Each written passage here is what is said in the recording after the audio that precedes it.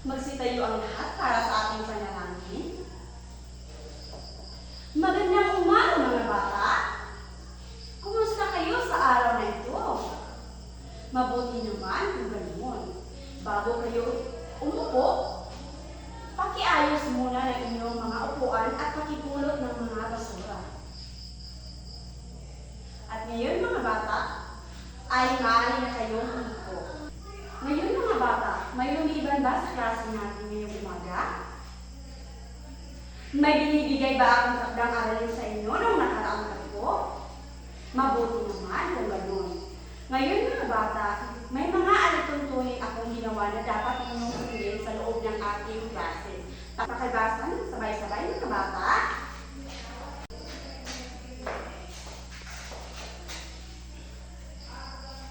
Ngayon mga bata, listen attentively. Makinig kayo ng maayos. Follow instruction. Ang gagawin nyo lang ay sumunod sa mga panuto. Respect everyone.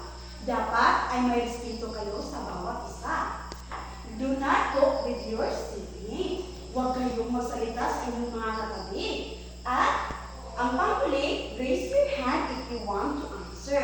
Itaas niyo lamang ang inyong mga kamay pag gusto ninyong sumagot. Naintindihan niyo ba na bata? Magaling kung ganoon. Ngayon mga bata ay meron tayong gawain. Ang tawag sa gawain ito ay ilarawan mo ako. Ang gagawin nyo lang ay ilarawan ang mga larawang ipakita ko na nandito sa lata. Ngayon mga bata ay tingnan nyo ng maigi dahil may mga katanungan ako.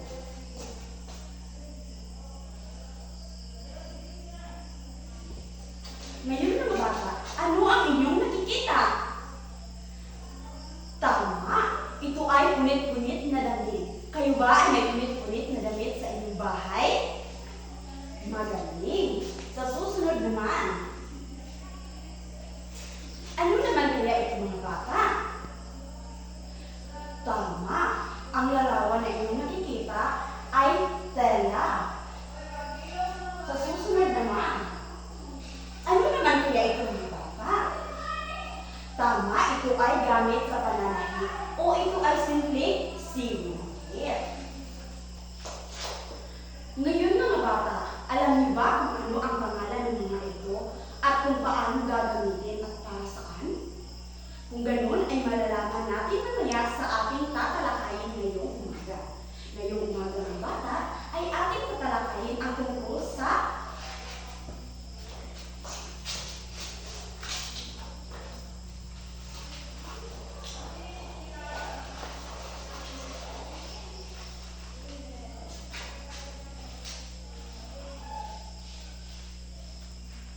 pakibasa ng sabay-sabay mga bata. Tama, ang ating tatalakayin ngayon ng bata ay mga kagamitan sa pananahi sa kamay. At ngayon mga bata, bago tayo magpatuloy sa ating tatalakayin ngayong umaga, ay may mga layunin muna tayo na dapat ninyong makamit bago at pagkatapos ng ating tatalakayin. Pakibasa ng sabay-sabay mga bata ng ating layunin. Ngayon mga bata, sino sa inyo ang may idea kung ano ang kagamitan sa pananahi ng kamay? Tama, ito ay sinulid at iba pa. Kung saan ito ay gagamitin sa pagtatahi. Ngayon mga bata ay may ipapakita ako sa inyo ng mga larawan. Ang gagawin niyo lamang ay makinig ng maayos at tingnan ng mabuti ang mga larawan dahil pagkatapos ay may mga katanungan akong inihanda. Handa na ba kayo mga bata? Handa naman, ganoon. Sa unang larawan mga bata, ano kaya ito? Tama, ito ay media kung saan bago gupitin ang tela ay dapat sukatin muna ang mga gamit.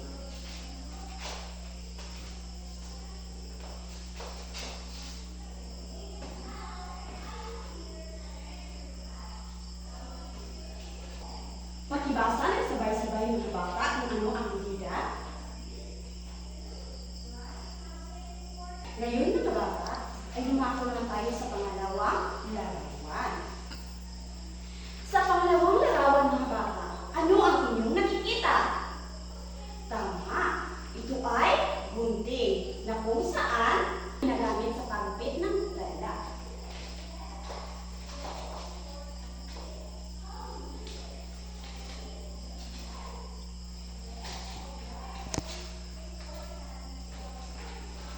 Pakibasa ng sabay-sabay ng bata kung ano ang gunting at ang gamit nito.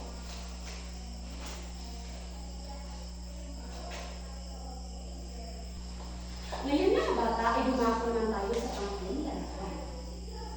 Ano naman kaya ito mga bata? Tama, ito ay karayom at sinulid na ginagamit ito sa pananahid na dapat magkasing kulay ang tela at sinulid na damit sa pagtatahi o tatahiin na tela.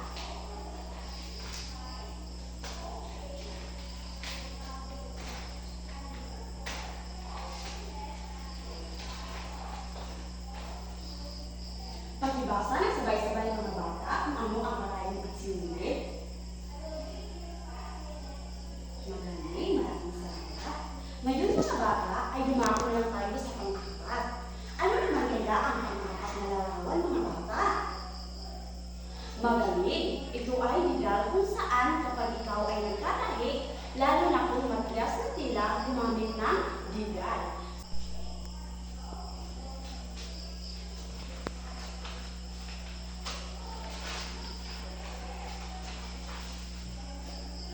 Pakibasa ng sabay-sabay kung ano ang legal mga bata at paano ito gamitin. Maraming salamat. At ngayon mga bata ay pumunta naman tayo sa panglima na larawan. Ngayon mga bata, ano ang inyong nakikita sa panglima na larawan?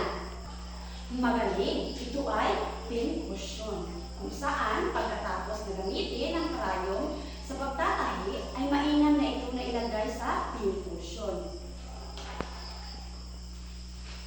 Pakibasa, sabay-sabay ng bata kung ano ang pin cushion.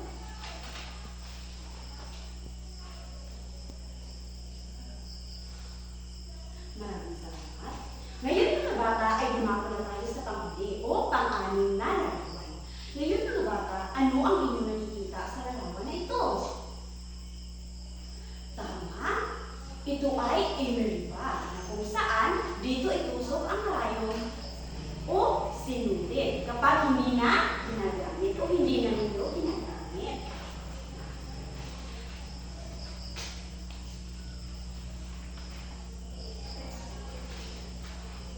Pakibasan, sabay-sabay ng bata kung ano ang imeriba at paano ito gamitin. Maraming salamat. Naiintindihan niyo ba mga bata kung ano ang mga kagamitan sa pananahid ng kamay? Mabuti naman kung ganoon.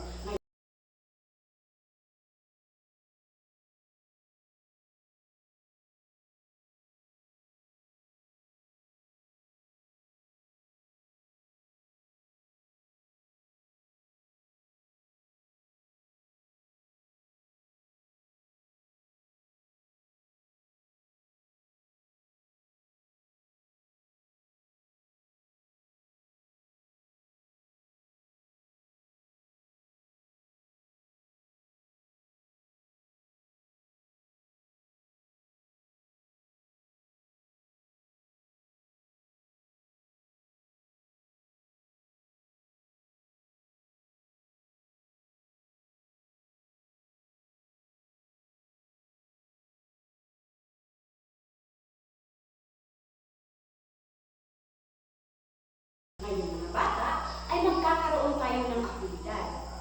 Hahatiin ko kayo sa dalawang grupo. Ito ang unang grupo at ito naman ang pangalawang grupo.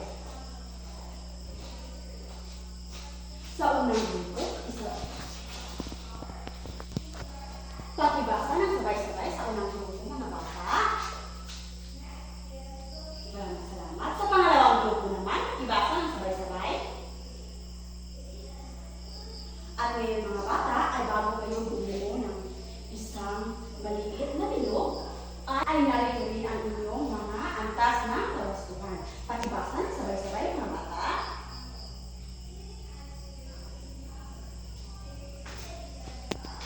Ngayon mga bata, ay bibigyan ko lang kayo ng 3 minuto at pagkatapos ay pumili kayo ng representa sa inyong mga ginagawa. Naiintindihan niyo ba mga bata? Ngayon mga bata, tapos na ba kayo sa inyong mga ginagawa?